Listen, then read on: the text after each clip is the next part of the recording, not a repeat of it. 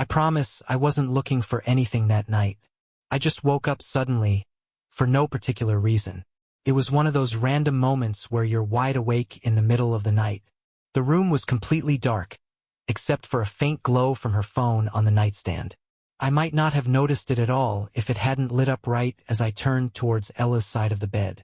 Her phone was just lying there, untouched and unlocked. A message popped up right in front of me. "I can't wait to see you. You're amazing." The name on the screen was Justin Ayrton, someone I didn't know. A cold, heavy feeling spread through me as I sat up, trying to steady my breath. At first, I told myself it might be a mistake, a random text or a wrong number. But deep down, I knew better. I should have just put the phone back and ignored it, but I couldn't. Something inside me wouldn't let go. So, I tapped on the message and that was it. The floodgates opened. I saw weeks of messages, flirty conversations, late-night photos, and casual remarks about meeting up. "Had such a great time last Thursday," one message read. My heart dropped. That was the same night Ella had told me she was working late. And she'd come home acting like everything was fine, even cheerful. That whole weekend, she'd been her usual self, laughing as she walked along the beach with Lila, holding her hand, and even kissing me on the cheek for a picture. But these texts painted a different picture.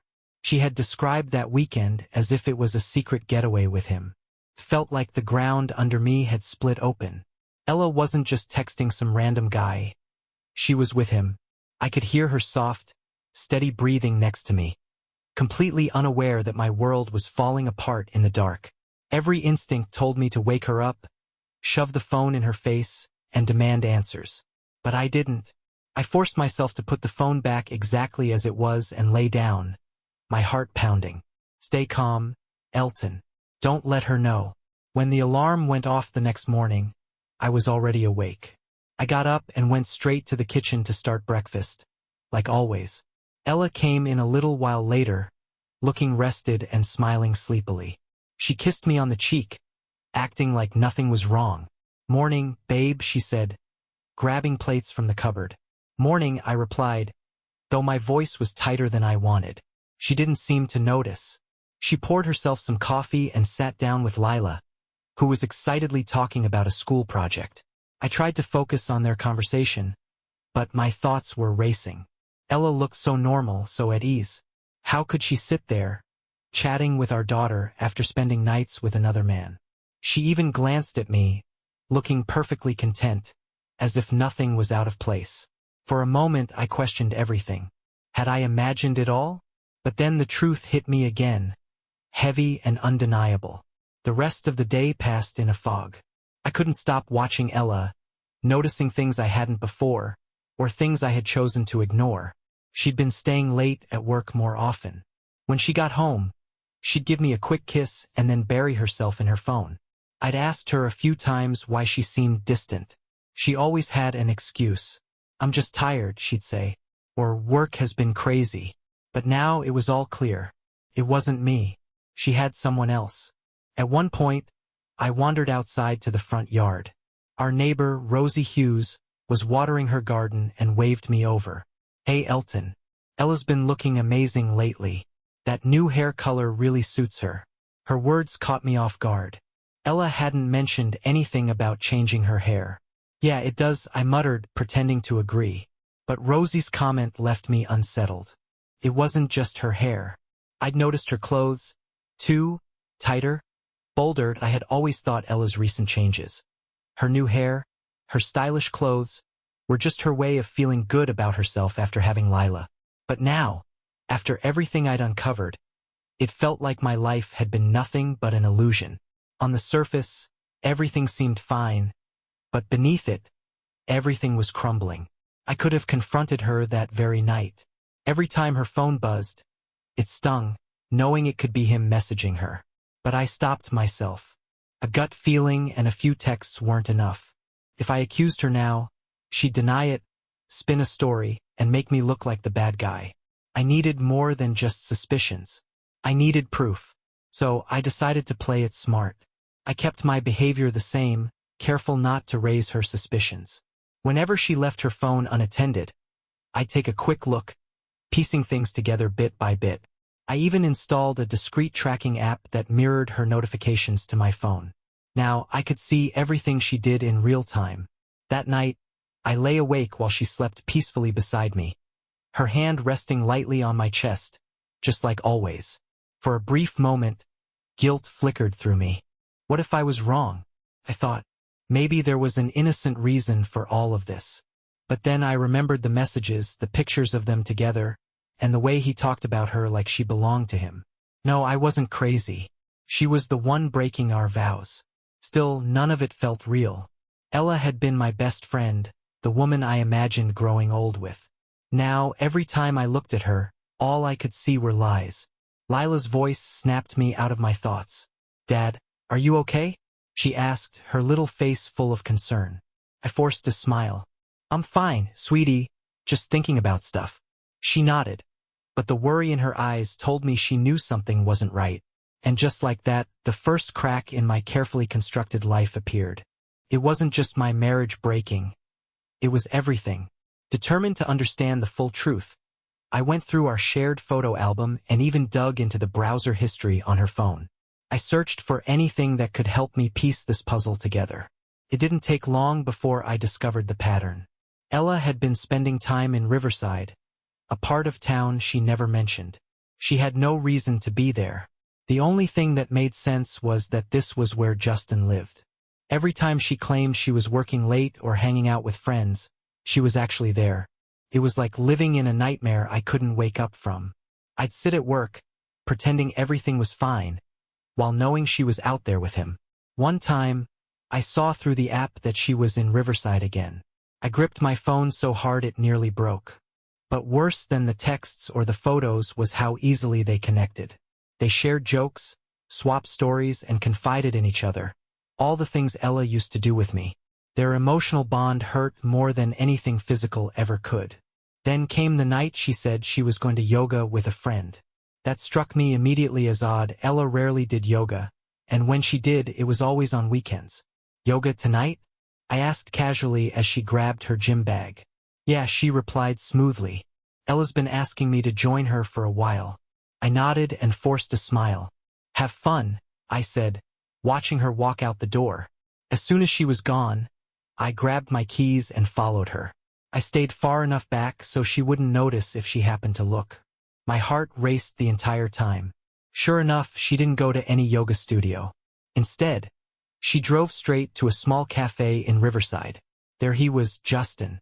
Ella spotted him the moment she walked in. Her face lit up in a way I hadn't seen in years. She slid into the booth across from him, leaning in close. Their legs brushed under the table, and they laughed together, touching hands like a pair of teenagers sneaking around. She looked so genuinely happy. Sitting in my car, I gripped the steering wheel until my knuckles turned white. Watching them together felt like my heart had been ripped out.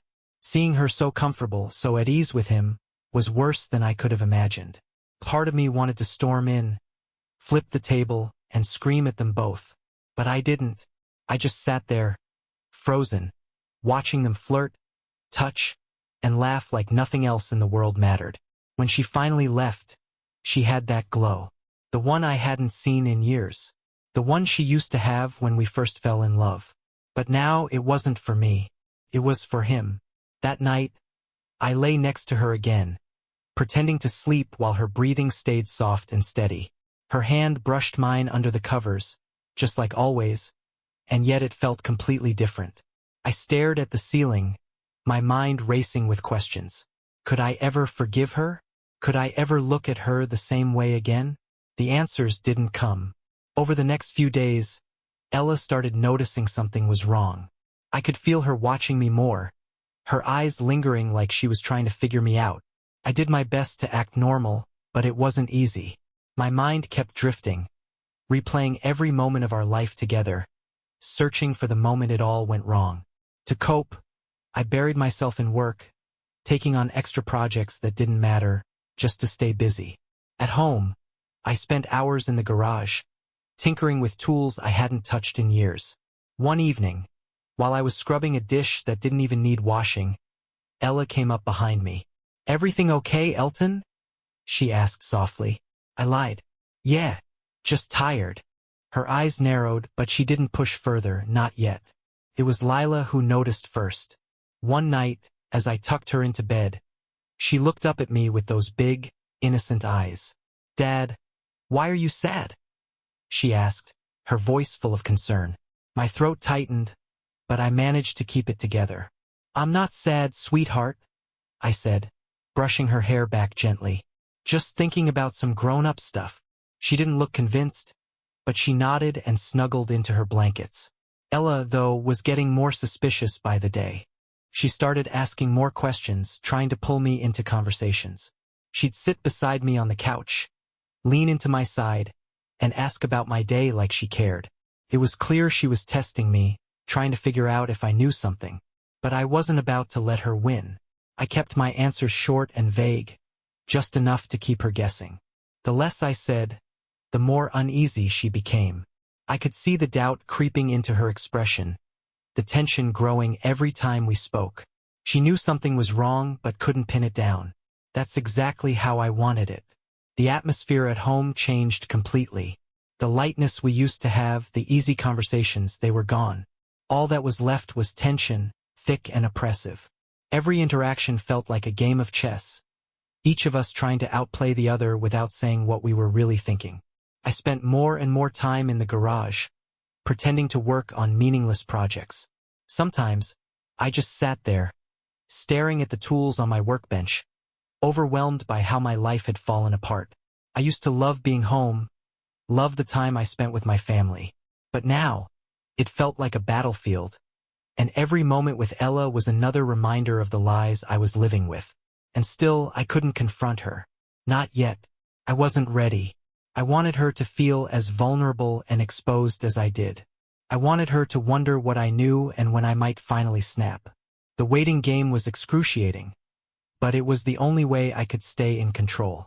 She thought I was clueless, but the truth was, I was watching her every move, tracking her every step. When the time came, I'd be ready. Confronting Ella about her affair wouldn't be enough. Sure, I could catch her in the act, throw all the evidence in her face, and watch her squirm. But what would that change? She'd feel embarrassed, maybe even guilty, but she wouldn't feel what I felt.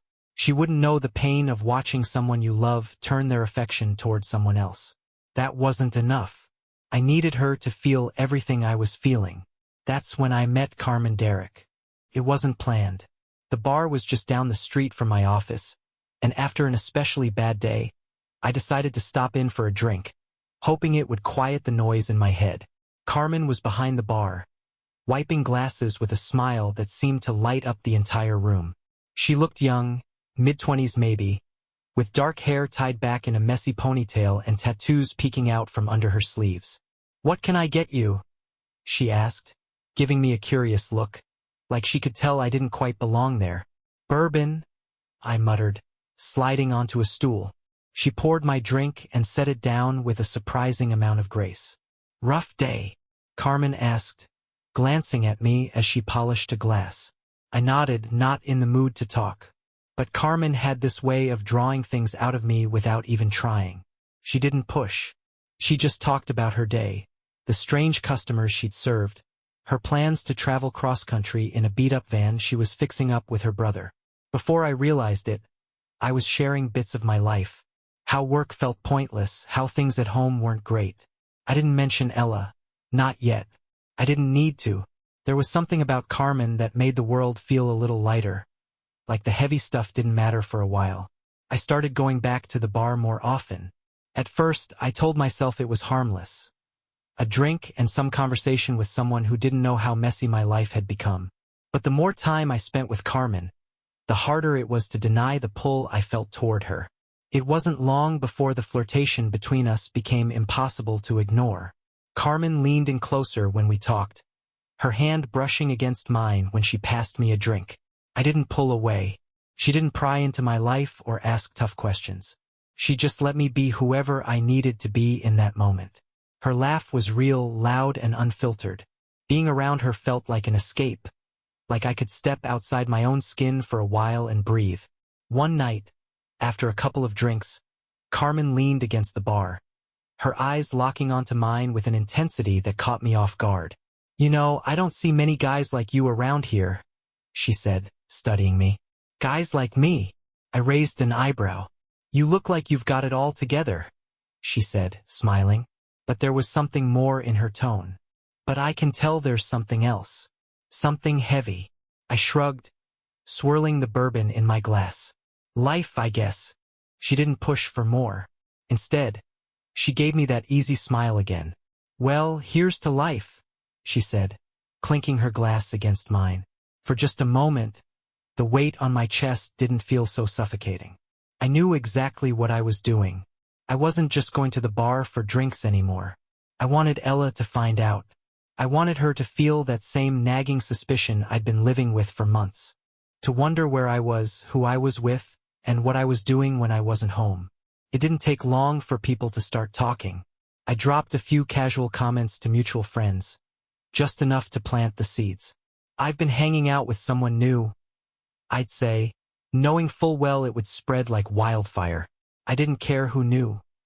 The more people who knew, the better. One evening, I ran into Rosie Hughes at the bar.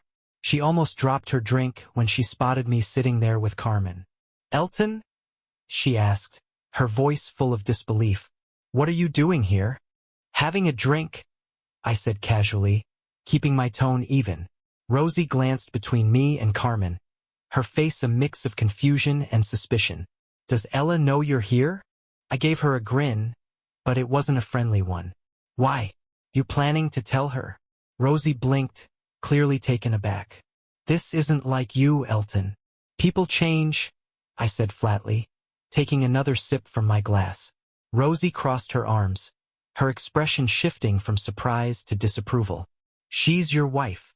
"Yeah, well, I'm sure Ella's doing just fine without me," I muttered under my breath. Rosie stared at me, her gaze softening like she pitied me. Finally, she said, "I'm going to talk to her."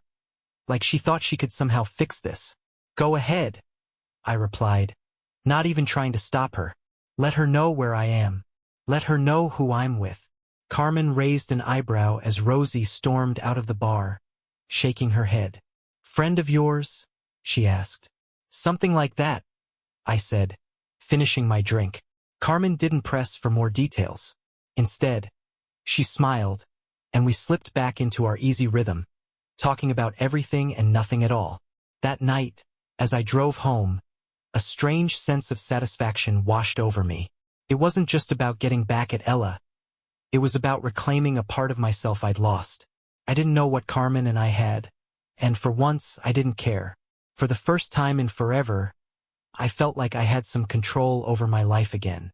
I wanted Ella to feel the same confusion, the same gnawing suspicion that had haunted me for months. I wanted her to wonder if I was thinking about someone else when I kissed her goodnight.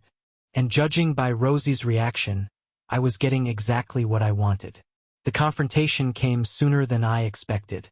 One night, as I sat at the bar with Carmen, laughing at one of her jokes, Ella walked in. I didn't see her until it was too late. One moment, I was caught in the lightness of the moment, and the next, I heard her voice cut through the noise like a knife.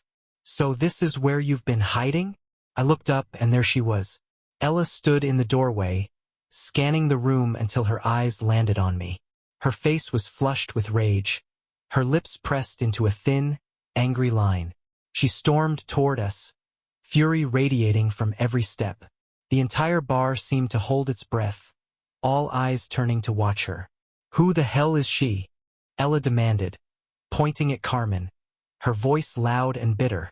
Carmen froze, visibly uncomfortable, her usual carefree demeanor vanishing. She glanced at me, clearly unsure of what she just walked into. "Ella, don't do this here," I said, keeping my voice steady despite the hammering in my chest. But she wasn't listening. She marched right up to Carmen, her glare sharp enough to cut. "You think it's funny? Flirting with a married man? You think that's cute?" Carmen raised her hands defensively. "I didn't know." "Bullshit," Ella snapped, her voice dripping with venom. "Don't act like you didn't know." I stood up, trying to defuse the situation. "Ella, that's enough. But she ignored me, turning instead to the small crowd that had gathered around us. "This asshole's been sneaking around behind my back, cheating on me," she shouted, her voice echoing through the bar. I leaned back slightly, crossing my arms as I watched her. This was exactly what she wanted, to make me feel guilty, to paint herself as the victim and me as the villain. But I wasn't falling for it. "How does it feel?" I asked, locking eyes with her. "How does it feel to be betrayed?" She hesitated just for a moment. I saw it, that flicker of guilt in her eyes before she put the mask back on. "You ruined this family, Elton?" she hissed, her voice low but razor-sharp. That I stood up slowly, refusing to give Ella the satisfaction of seeing me lose my composure. "No, Ella," I said, my voice calm and even. "You ruined it the moment you decided to sleep with Justin." The bar fell completely silent. Rosie, who had been sitting at the far end, stared at us with wide eyes, her face frozen in shock, like someone watching a car crash unfold in slow motion. For a split second, Ella's face went pale, but she quickly recovered, trying to mask her panic. "That's different," she muttered, though her voice trembled slightly. Carmen, clearly uncomfortable with the whole situation, grabbed her things. "I think I should go," she mumbled, and before either of us could say anything, she slipped out the door. Now it was just me and Ella, standing in the middle of the bar, the weight of our unraveling marriage crushing down on us. The crowd watched in stunned silence as Ella turned back to me, her eyes blazing. "You're a coward, Elton," she hissed. "Sneaking around with some random bartender to make yourself feel better? That's pathetic." I forced a bitter smile, refusing to let her get under my skin. "Is it?" I asked quietly. "Or is it just karma?" When we got home, the tension boiled over into the explosion I had been expecting. Ella slammed the door behind her, spinning around to face me with a fury that shook the air around us. "You really think flirting with some bartender makes you a man?" she spat. "Is that how you think you fix things?" "No, Ella," I replied, my voice steady even though my heart was pounding. "But it sure as hell feels good to watch you squirm." Her chest heaved as she glared at me, her eyes narrowing to slits. "Justin didn't mean anything," she said, her voice shaky. "I was lonely, Elton. You were never there for me." I shook my head, her words sliding right off me. "Don't give me that excuse. You chose to cheat, Ella. Don't try to twist this into something it's not." Her eyes filled with tears, but I felt no sympathy. Not anymore. I pulled out my phone, scrolling to the folder I'd created, and held it up between us. "You want to explain these?" I asked, my tone flat. "The photos? The messages? Or maybe the GPS logs showing every single time you went to Riverside?" Her face crumbled, the panic spreading across her expression as she realized there was no way out. She had lost control. "It was just a distraction," she whispered, her voice breaking. "Well, congratulations," I said coldly. "You distracted yourself right out of a marriage." Her tears came fast, and she clung to whatever dignity she had left. "Elton, please, I didn't mean for it to go this far. We can fix this." But I was done. Whatever love I had left for her had been eaten away by months of lies and betrayal. Her pleas didn't matter anymore. I knew exactly what I needed to do. The next day, Rosie came by the house. She sat me down at the kitchen table, her face full of concern, clearly hoping to mediate. "I know you're hurt, Elton," she said gently, "but maybe there's still something worth saving. For Lila's sake, if nothing else." I shook my head firmly. "I can't live like this, Rosie. I can't wake up every day wondering if she's lying to me again. I won't do it. People make mistakes," she said, trying to reason with me. "Ella, she's only human. She made her choice," I said, my voice steady. "And now I'm making mine." Rosie sighed, leaning back in her chair, the defeat clear in her expression. "I just hate to see it end like this," she said softly. "Trust me," I muttered, my voice heavy. It ended the day she crawled into bed with someone else. Rosie left soon after, the house falling into a suffocating silence. Ella was somewhere in the house, probably crying, probably coming up with more excuses or apologies. But none of it mattered anymore. For me, it was over. The trust was gone, and once it's gone, there's no getting it back. Felt strange, almost surreal, to finally accept that this chapter of my life was over. I wasn't angry anymore. Not the way I used to be. Now, I just felt tired, like I'd been running a marathon with no finish line. But tonight, at last, would be the end. I'd made up my mind. I was handing her the divorce papers, closing the door on us, and finally setting myself free. I booked a table at the same restaurant where we'd celebrated our first anniversary. Not because of the memories or any lingering sentimentality, but because it felt symbolic. This was the place where we'd celebrated the beginning of our life together. Now it would mark the end.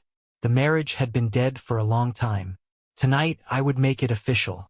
As I pulled on my jacket that evening, Lila appeared in the doorway, clutching one of her stuffed animals. Her big, curious eyes watched me closely, and I could see the questions forming in her mind. "Dad?" she asked softly, hugging the bear tighter. "Do you and Mom still love each other?" I froze, my hands hovering over my collar, unsure of how to respond. How do you explain something like this to an 8-year-old? I crouched down to her level, brushing her hair gently out of her face. "Sweetheart," I whispered, "I will always love you, no matter what happens. You're the most important thing in the world to me." She frowned, clearly unsatisfied with my answer. "But do you love Mom?" she asked again. I pulled her into a tight hug, my throat tightening as I fought back the knot forming there. "Sometimes," I said slowly, "grown-ups love each other in different ways, and sometimes that love changes." Lila didn't say anything. She just rested her head on my shoulder, and I held her for a little longer, wishing I could shield her from the mess her mother and I had made. "I love you," I whispered into her hair, meaning every word. "That will never change." When I arrived at the restaurant, Ella was already seated, sipping a glass of water. She smiled when she saw me, but it was strained, like she wasn't sure what was coming next. I slid into the chair across from her, setting my bag carefully beside me. "Hi," she said cautiously, her eyes scanning my face. "You look nice." I nodded but didn't return the compliment. We sat in silence for a while, the space between us heavy. Finally, after what felt like an eternity, Ella began reminiscing, trying to bridge the gap. She talked about our honeymoon, the first house we bought, Lila's birth. Moments that once meant everything to me. Now they felt like they belonged to someone else. I barely responded, just sipped my wine and nodded at the right moments. My mind was focused on the papers tucked neatly inside my bag. The more she talked, the clearer it became that she was grasping at something that had long since slipped away. After a few more strained attempts at conversation, I reached into my bag, pulled out the divorce papers, and placed them on the table between us. Her smile faltered as her eyes widened, disbelief washing over her. "This evening doesn't mean anything to me anymore," I said, my voice cold and steady, locking eyes with her. Ella's hand trembled as she reached for the papers. "Elton, please," she whispered, her voice cracking. "Don't do this. We can fix this. I'll do whatever it takes." I shook my head, my expression unchanging.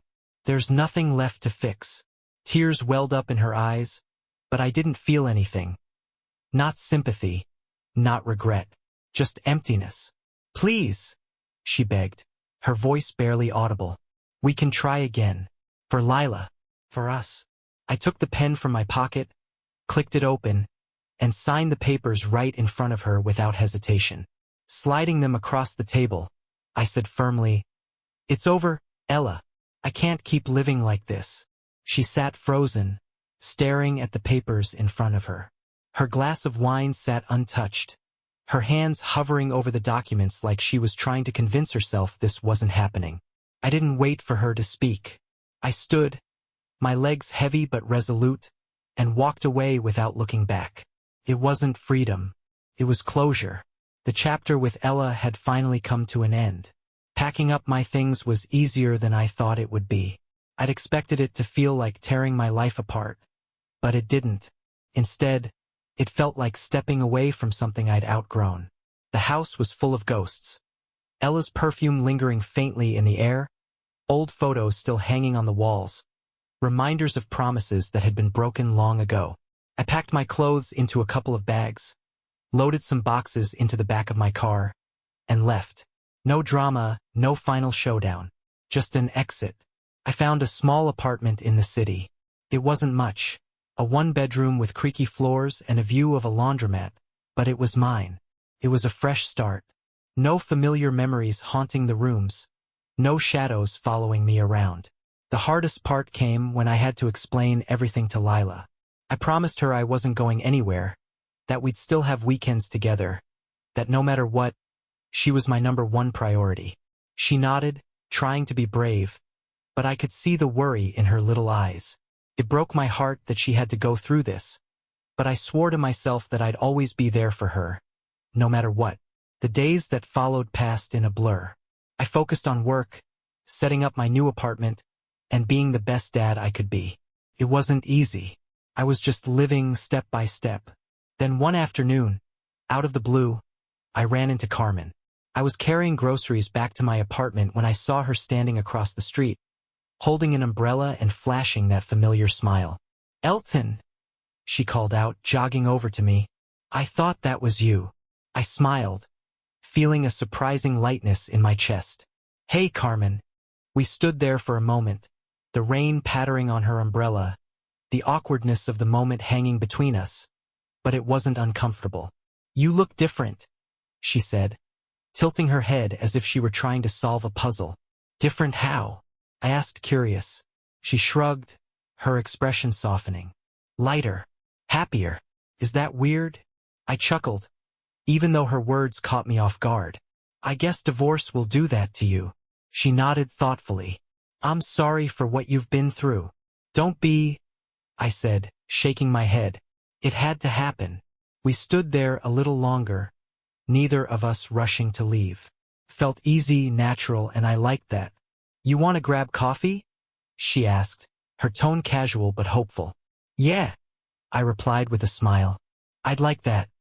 Coffee turned into more coffee, and before I knew it, meeting up with Carmen had become a routine. But this time it was different. There were no games, no pretense. Just simple conversations about life, her van project, and the little things that made us laugh. She never asked about Ella, and I didn't feel the need to bring it up. Being with her felt like I was finally allowed to leave the past behind. One weekend, I had Lila with me, and we ran into Carmen at the park. At first, Lila was shy, hiding behind my leg, but Carmen crouched down, her warm smile disarming. "Hey, you must be Lila," she said gently. "Your dad talks about you all the time." Lila peeked out, curiosity flickering in her eyes. "He does?" "Yep," Carmen replied, giving me a playful wink. "He says you're the best artist he knows." That was all it took. Lila's face lit up, and before long, the two of them were sitting on a bench, chatting about crayons and drawing contests. Watching them, I felt something I hadn't felt in years. Peace. Maybe this was what moving on looked like, for me and for Lila too. Of course, Ella wasn't done. A few weeks later, she called and asked if we could meet. I agreed, more out of curiosity than anything else. We sat across from each other at a cafe, the tension between us thick as ever. She looked tired, as though the weight of her decisions had finally caught up with her. She began, her voice trembling. "I want to say I'm sorry, Elton. I know I hurt you, and I hate myself for it." I nodded but stayed silent. "I was lonely," she continued, tears welling up in her eyes. "I wasn't thinking straight, but I never stopped loving you. Can we try again? For Lila's sake." I'd wondered before what this moment would feel like. Would there still be a part of me that wanted her back? But as I looked at her, I realized I felt nothing. "Thank you for the experience," I said calmly. "It made me stronger. But you stayed in a place I no longer want to be." Her face crumpled, but I didn't waver. That evening, when I got home, Carmen was waiting on my balcony, holding 2 beers. She smiled. "How'd it go?" she asked, handing me a beer. Exactly how it needed to, I said, sitting beside her. Carmen reached over, lacing her fingers through mine, and for the first time in what felt like forever, I felt like I was exactly where I was meant to be. The past didn't matter anymore. Just as I raised my beer, my phone buzzed. It was Lila. "Hey, sweetie," I answered, my voice full of warmth. "Dad, guess what?" she exclaimed, holding up a piece of paper. "I won the drawing contest at school." A grin spread across my face, my heart swelling. "That's amazing, Lila. I knew you could do it." She beamed, her joy radiating through the screen. Sitting there on the balcony with Carmen by my side and Lila's laughter in my ear, I realized something important. I wasn't just surviving anymore. I was living, and for the first time in a long time I was truly free.